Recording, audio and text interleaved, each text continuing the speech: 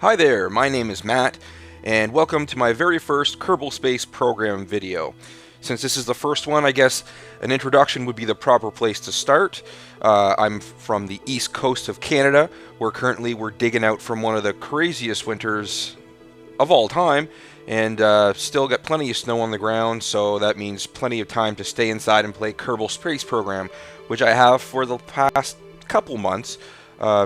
Give you a little bit of history here. I started playing it on the demo version, where I cut my teeth, got the basics down, how to orbit, how to get to the moon, how to land on the moon, and just basically learn how to play. And then after that, after giving it some thought, I decided to actually buy a copy of the game, full version, and I've been playing that for about a month and a half or so. I started on the science mode, which was a lot of fun, and then I moved on to the career mode, and I really wasn't all that crazy about it at first. I wasn't really sure how to do it, had a bit of trouble getting into it, but now that I'm learning how to play the career mode, I'm actually starting to like it a lot, and it makes the game just that much more interesting for me. Anyway, I ran into a problem during one of my recent missions, and I thought it might be entertaining to record myself trying to get out of it. Actually, it's two problems. First, I got Kenlock Kerman stranded on the surface of the moon because I made the lander without enough fuel on it, and now he's stuck, and I have to try to get him back up into lunar orbit to dock with this space station that's up there, so that he can be safe and I can use him on other missions, probably using a larger lander that's already docked to the space station, which I'm going to use to go down and rescue Kenlock. The thing is that in that bigger lander is Jebediah Kerbin, and I don't want him to be stuck all the way out at the moon. I want to bring him back so I can use him for other launches, because he's like the legendary Jebediah Kerbin, right? So I have to send him down to rescue Kenlock Kerman. I'm thinking right now that what I'm going to do is actually land the small lander on top of the big lander and get them all together in one piece using docking ports, and then get them up into orbit and dock with the orbiting lunar station. That's the plan anyway, and I'm hoping that the big lander has enough fuel to do that. Certainly trying to land one lander on top of another is not going to be easy, and at this point I'm not even sure if it really can be done. I assume it has to be able to be done, but it's not going to be easy, and I've never done it before, so definitely a learning curve involved, and if I figure it out, well, I guess I've developed kind of a new skill set, if you will. So anyway, that about does it for the introduction, I guess. The only other thing I'd want to add is that I hope that by watching this video you are entertained and also hopefully a little bit informed if you're trying to learn how to play the game. I can help you learn some of the basics and maybe enjoy the game a little bit more. So anyway, let's get to the building of the ship. I'm going to start with a 3-man capsule because I figure I'm going to need to fly it out there and have a couple seats left over to bring people back, including Jebediah. So I start with a 3-man capsule, and then I'm going to put a decoupler on it. Then after that, I'm going to put a fuel tank on it, which in this case I'm going to use RCS fuel only. This is going to be a real simple design, real simple, not too many parts on it, because it doesn't need to do much. It only needs to get from Kerbin out to the moon and then dock to the space station, and I'm putting on a docking port right now, and then transfer some crew into it and then come back to Kerbin. So it doesn't need to do much. It doesn't have to have a lot of parts. So at this point I'm putting the parachutes on it, because obviously it will need to come down safely. I want to make sure the astronauts don't get killed. So the parachutes go on, and I'm going to adjust them a little bit. Now I'm going to put on the engines, which are monoprop engines, because I'm only putting monoprop fuel on it. So adjust those a little bit, get them in the right place. And then that's pretty much it for the ship, honestly, at this point. I could launch it, but actually I get to thinking that it might make more sense to piggyback another contract on top of this one to pretty much pay for the cost of sending up this lunar taxi, which is coming out of my pocket. So I go over to the mission control place and actually pick up a contract there for putting a satellite into lunar orbit, and I'll take that with me to pay some of the costs of the mission, which, like I said, is coming out of my pocket. So I'm going to go back to the vehicle assembly building, make some changes to the design of the ship so that I can actually put the satellite on top of it and launch them both at the same time. This next part is at about 1,000 times speed, because it took me a little while to put the satellite together and get it designed the way that I wanted to, and it just takes too long and it would be too boring for you to watch the whole thing. So here you go at 1,000 times speed, me putting it together. I've got batteries on it now, and I've got some solar panels, and I've got an antenna, and trying to get everything on there. Now, the more observant of you might have noticed that I didn't put a probe on it yet, and I will eventually figure that out and fix it. Now I'm pretty much just working on aesthetics and wanting to make sure the RCS engines that I put on there can point properly. So I put a little bit of a strut on there. I like those struts. I find them very useful at times. Anyway, so once that's done and I've got the probe on there, it's ready to be mated to a pre-existing booster in the subassembly. Now this booster I've made and I use for most of my launches where I need to get beyond Kerbal orbit. We'll get a better look at it here in a second when I pan down, but I must tell you right now, it's totally over-engineered. I'm well aware of that. It has way more delta V in it than it needs to do the job, but that's the way that I like to do it. I like to make sure that I have more than enough power to get me where I need to go and not worry about just barely making it. I have that means that it's more flexible. I can launch larger payloads and get them there without any problems and without having to build a whole new rocket. So that's my booster right there, which currently does not have a name. It gives you a better view of it there. Try to keep it symmetrical as much as possible. So anyway, once that's all mated up, I start messing around with the staging a bit and then decide to mess with the crew a little bit because I only need to send one person up there. And I realize that I don't have any pilots because Jebediah has gone to the moon, so I need to go to the astronaut complex here and actually get myself a couple of new recruits, one of them being a pilot, because I don't know, I'm only sending one guy up there. I guess I could send an engineer or a scientist, but it seems make more sense to me to send a pilot to do this job. So I'm going to grab one pilot and a few other ones to kind of fill out my roster, and I'm going to put the pilot in the seat and mess with the staging a little bit, and then I'm pretty much ready to launch, I'd say, at this point. There's not much else left to do. The staging looks fine, and that's it. So I'm going to save the ship once and then go to the launch pad, and here I am on the launch pad. Just waiting for everything to kind of initialize. I'll pull back the camera a little bit. Make sure that you know, the throttle's up where it needs to be. Engage SAS to make sure that I have stability assist on the way up, and then launch. So unfortunately, asking my computer to run the video capture software and the game at the same time during a launch is a little bit too much. So you're going to notice that it's going to skip here a little bit now and then. It's going to freeze for a few moments and then finally move on. And that's just going to happen the whole time, unfortunately, because I'm going to need a computer upgrade if I want to start doing this more often. I don't get this problem when I'm playing the game just by itself, but yeah, when I try to do the screen capture at the same time, it really slows things down. So what you're seeing here is you know, some different views of the launch in process. I can move the camera around, and I mean, the launch vehicle itself is very stable, so I have no problems changing the camera views and panning things around to give you guys a better view of what a launch looks like here on Kerbal Space Program. And I know people have a lot of fun building crazy contraptions and playing for the explosions, but that got old for me pretty quick. Anyway, about 10,000 meters, I start doing my gravity turn and start preparing for the most dangerous part of the ascent, which is jettisoning the solid rocket boosters and the auxiliary tanks, which will happen here any moment. So there goes the solid rocket boosters, and the auxiliary tanks follow right after, but the whole thing freezes, so you're going to miss that, unfortunately. Anyway, once that's done, the main stack is throttled up to 90%, and there's really nothing else to worry about. I'll easily get to orbit, plenty of fuel to do that.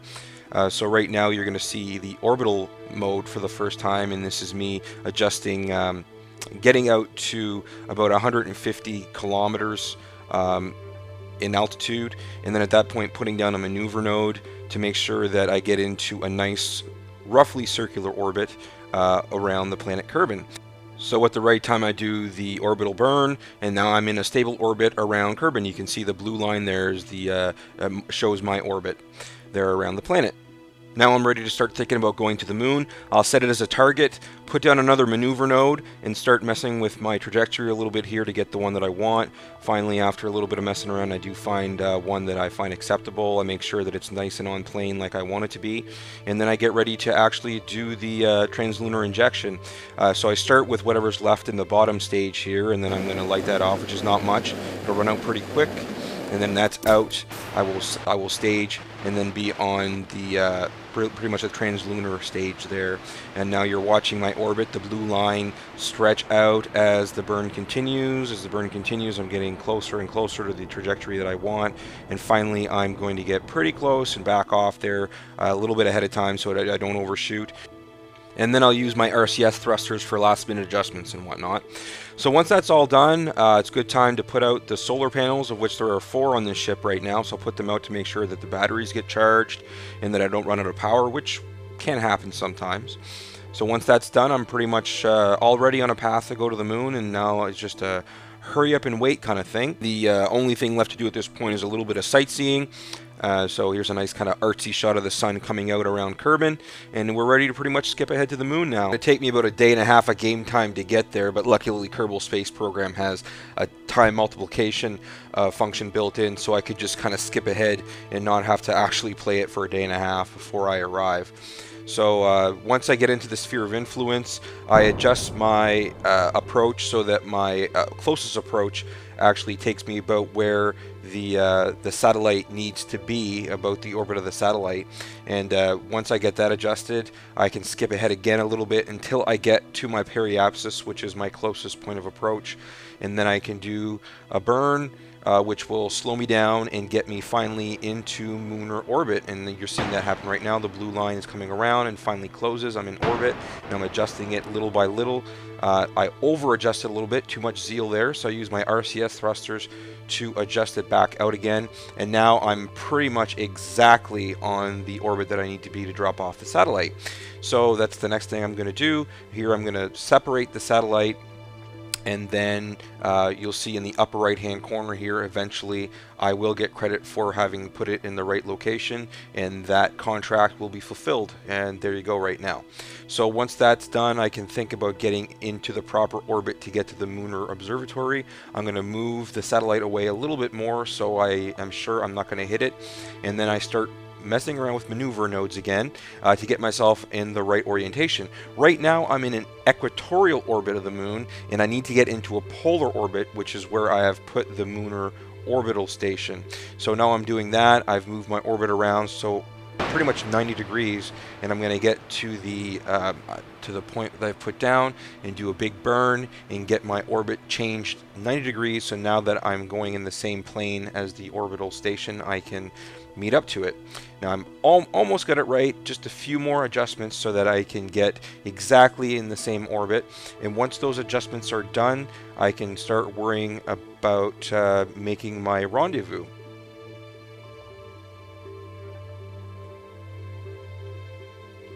Here you can see that all the adjustments have been made, and I'm going to make the actual burn to change my orbit. Watch the blue line shrink in towards the yellow one there, and I'm going to keep going and adjust a little bit with my RCS thrusters to get it just right.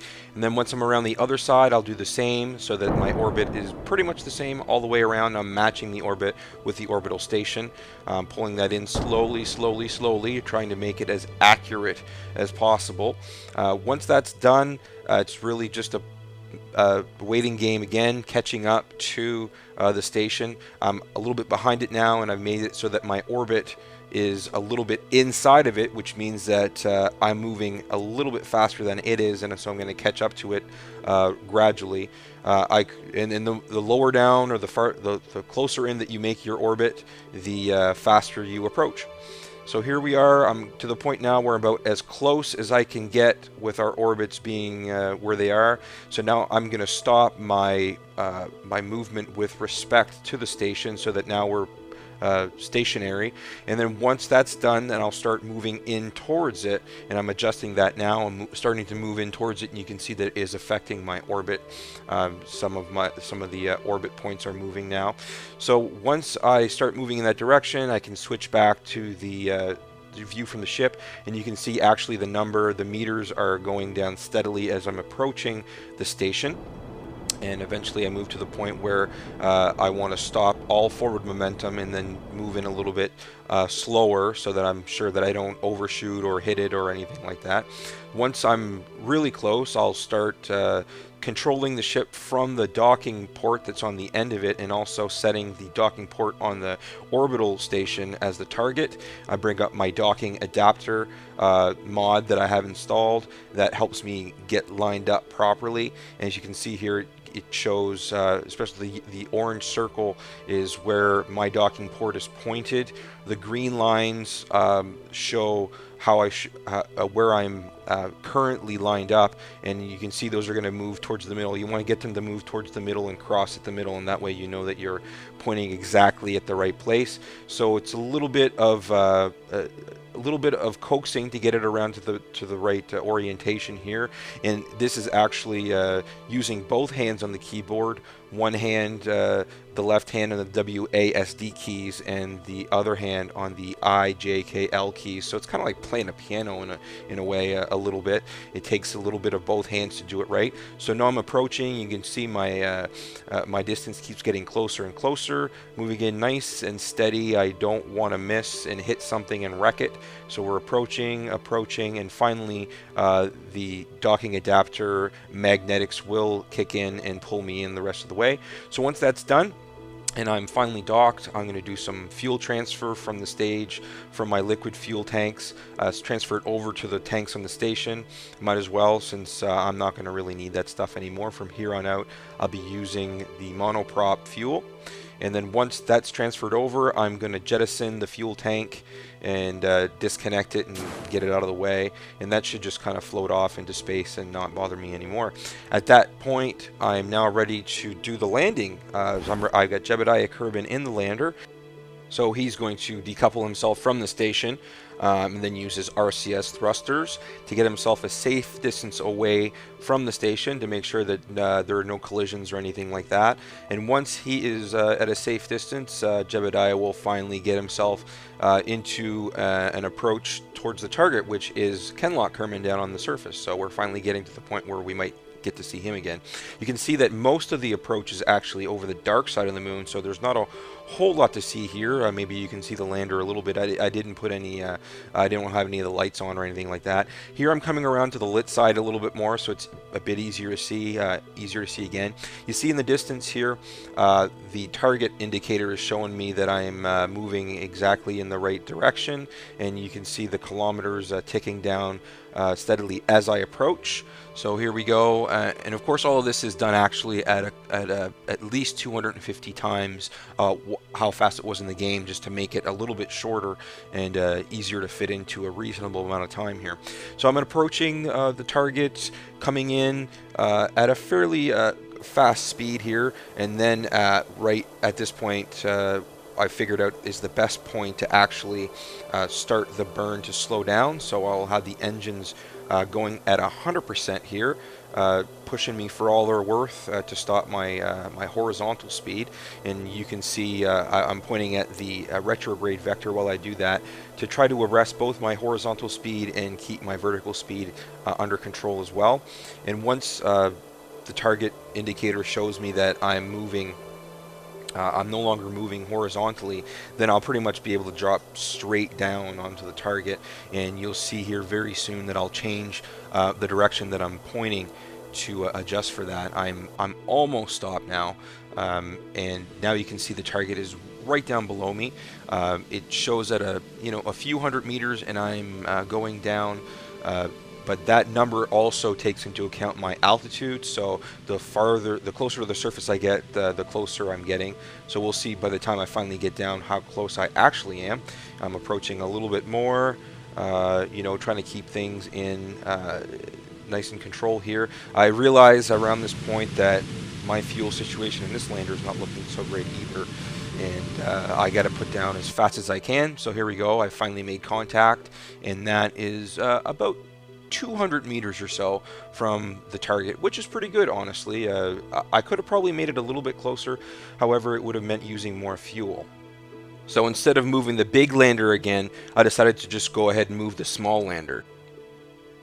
I moved it over in a couple hops, gradually getting closer and watching the fuel gauge closely, because as I'm getting closer, the fuel gauge is going down, and I'm quickly starting to realize that I don't have nearly as much to play with here as I had hoped. So I bring it down here fairly close, and then I'll get it over a little bit closer, gradually moving it over to the point where I feel like I'm ready to try to dock with it. Now, I'm showing you the recording from the successful docking. I will tell you right now that I did get it. It took me quite a few tries to get it right, and I'm not going to bother showing you all of that stuff because you don't want to see that anyway. You just want to see the final result, which is me docking this lander on top of another lander. And just like docking with the orbital station, this one requires the use of two hands to get it right, the right and left hand at the same time, trying to get it oriented just properly so that I can finally drop myself right down onto the docking port, which I do right now. And I'm docked, so that's it. I wasn't sure if I'd be able to do it or not, but it took a few tries. I finally got it right. So once I'm finally docked, I can transfer some fuel over, get myself prepared to try to get into orbit, but at this point, looking at the fuel situation, I don't feel very confident in that. But I'm going to try it anyway just to see.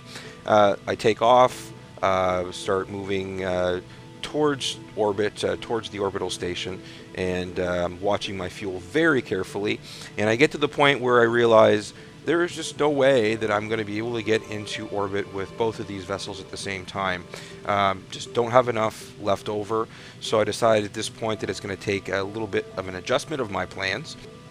So I decided that instead of trying to get both ships into orbit, that I'll just try to get the large lander into orbit. So I need to get the small one off the top. I put a little bit of fuel in it so that I can move it around, get it off the top, decouple it. I get KerbalRescue1 to do that. He's just going to, once he gets enough fuel over in there and I balance it to try to get the minimum amount I can, I will move the small lander over, and then I will get KerbalRescue1 out on an extravehicular activity, a moonwalk if you will, to come over to the large lander and then pretty much hold on for dear life. So he's now landed the small lander, he's going to get out, here drop down, walk over, and get up onto the large lander. Unfortunately, there's no seats inside the capsule for him, so he's going to have to stay on the outside. Hold on tight while we try to get to orbit. So this is what I'm going to try to do here. I don't waste any time here trying to get into the right orientation and pointed in the right way. So I'm once again watching my fuel very carefully to see if I have enough to get into orbit at least. And as it goes on, even with the added weight of the small lander removed, it does not look good for my case here. And I'm in the orbital view now, trying my best to get every bit of acceleration out of the fuel I have. And no matter what I do, I just do not have enough. And the fact is that not only is KerbalRescue1 stuck on the surface of the moon, but now so is Jebediah, and I have to rescue them both. So now I have to start worrying about what I'm going to do to rescue two people from the surface of the moon, and that'll be the subject of my next video. So, thanks for watching. I hope you were informed as well as entertained, and if you're interested, keep checking back here, and pretty soon I should have another video posted showing the fate of Jebediah and KerbalRescue1. And until then, if you need another Kerbal fix, may I suggest checking out Scott Manley's videos on YouTube. He has a ton of them, and they're all very entertaining.